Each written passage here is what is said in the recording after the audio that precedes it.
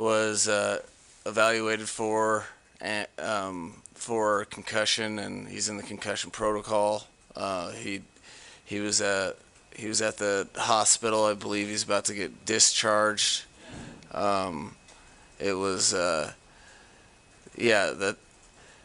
was an emotional moment. That is not part of the deal that anyone signs up for, even though you know it's a possibility in football to have something that you have to get taken off on a stretcher. All of his teammates, myself, we were all very, very concerned. So the best news that we could get is that everything is checked out, that he didn't have anything more serious than a concussion. He'll be flying back with us here on the plane. Tough to get back into the game after for both coaches and players after a situation like that. Yeah, no. For me, I think a lot of people struggled. I know me personally. That's, if I didn't have a job to do for the organization and the rest of the players, and I didn't have that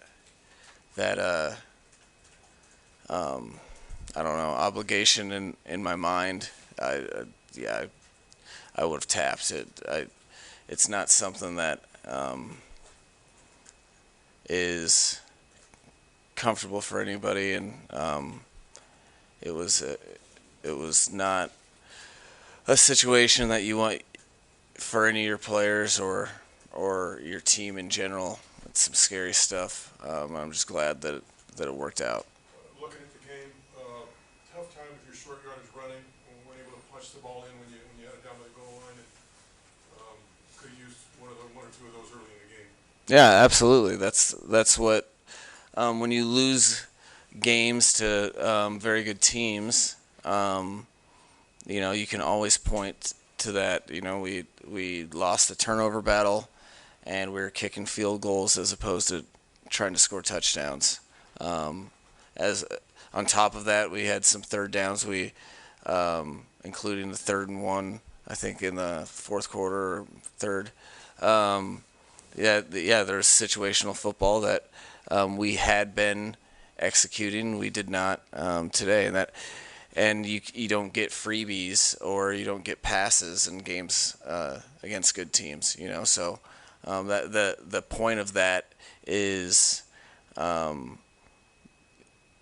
only means anything if you can learn from it, if you can get better from it, and that's what I'm going to be challenging the guys to do, because that's what will happen in games against good opponents if you don't take advantage of those opportunities. They win those situations and you'll lose the game. Mike, in the midst of all of that, what was the message to the team at halftime? And obviously, even with the game kind of taking a back up to all that, what was the message after the game to the team? The message was that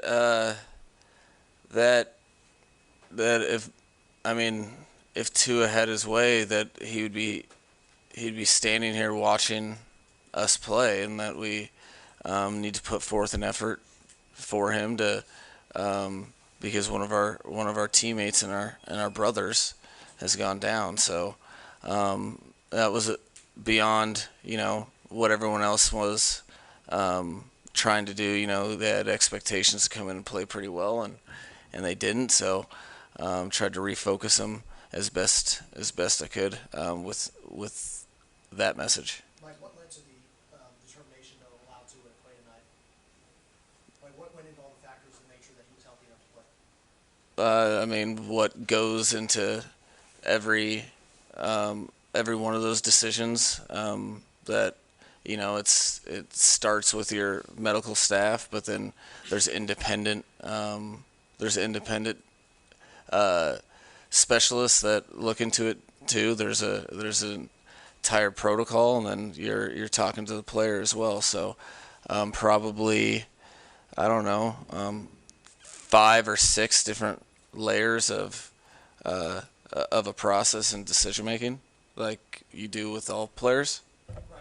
I think that was my hope, just because I would know I knew exactly the way Tua would feel, that he'd want his guys to go and take care of business, and so I would hope at at least at halftime when I'm extending that message, I think they put it past them. They went out and fought, so I think both sides of the ball and special teams didn't show any signs of just kind of being out of it.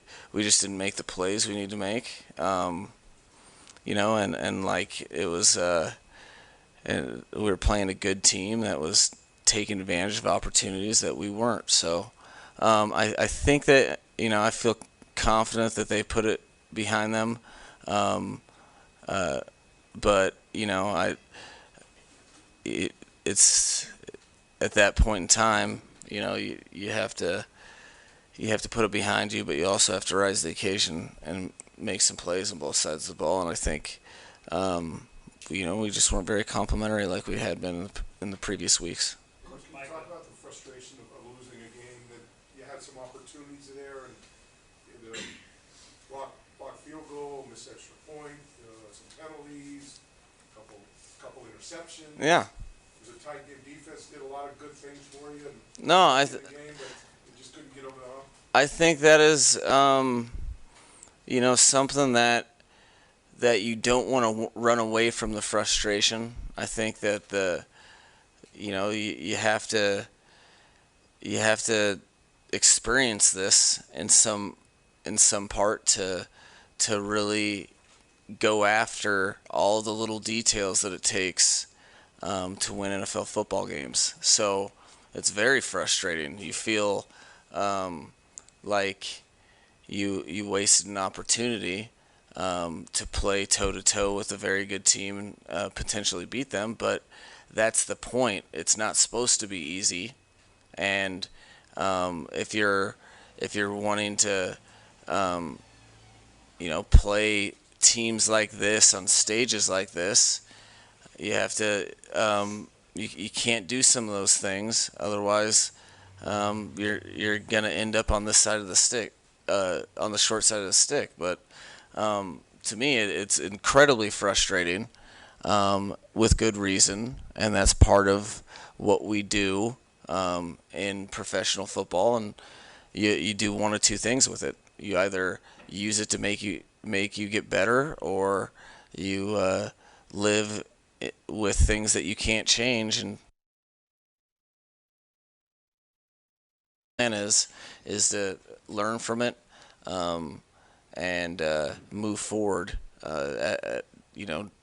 And the only thing you can do really, to me, with losses is make them purposeful. And how do you make them purposeful? Well, you have to be better from it than had you won the game.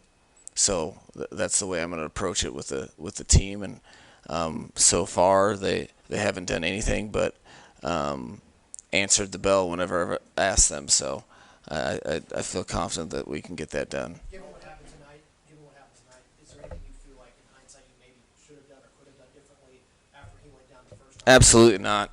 Absolutely not. If I would have, that would be irresponsible in the first place, and I shouldn't be in this position.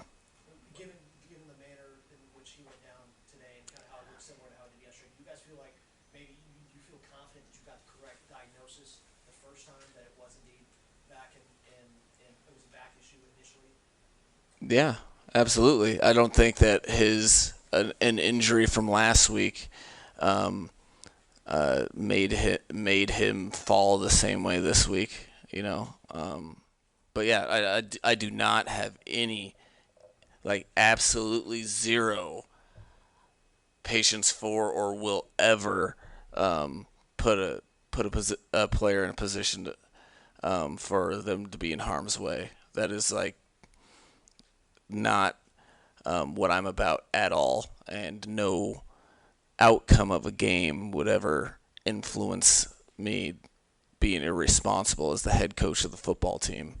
And Mike, what was the reaction you saw from players when they saw him go out? I got out there pretty quick. I did notice some guys around that were pretty worried about it. I tell you this much: if you guys or if people were ever curious or questioning if Tua is the leader of the team, I think you found out pretty quick.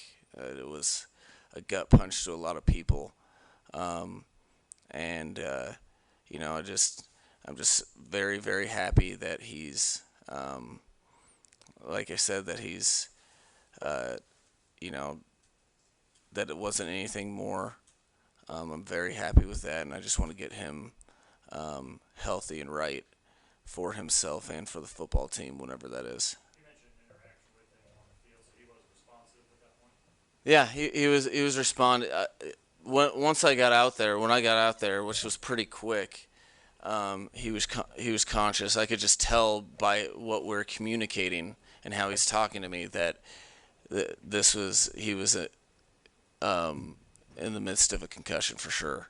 I'm no medical expert, but it was pretty obvious to me that he was just trying to grasp what was going on, what had just happened. There was some little of that foggy nature to it. Do you feel like something like this has when something like this happens in a game to a player that you're obviously close with the starting quarterback, you feel like it could have a long-term effect on you personally? Is that something you ever think about being involved in the game for so long when you have something like this happen? Well, I wouldn't say that. I'll never be comfortable with it. It's just not my personality, and I'm pretty emotionally invested in these guys. So it's also part of the game. I don't think it would. It's not something that goes away, but it's not something that's in the forefront of my mind. To answer your question, it's not. I don't think it's something I'd ever get comfortable with. But you know that that is an unfortunate part of the game. So if I didn't have so many other people depending on me to do my job, maybe it would be hard to get over. But I don't really have that option with regard to the responsibility that I feel for the Miami Dolphins organization and the fan base. Do you want a sports network that delivers everything that matters about the game? The highlights, the picks, the instant analysis, no yelling, no fake debates, no politics. Hit the subscribe button and never miss a moment.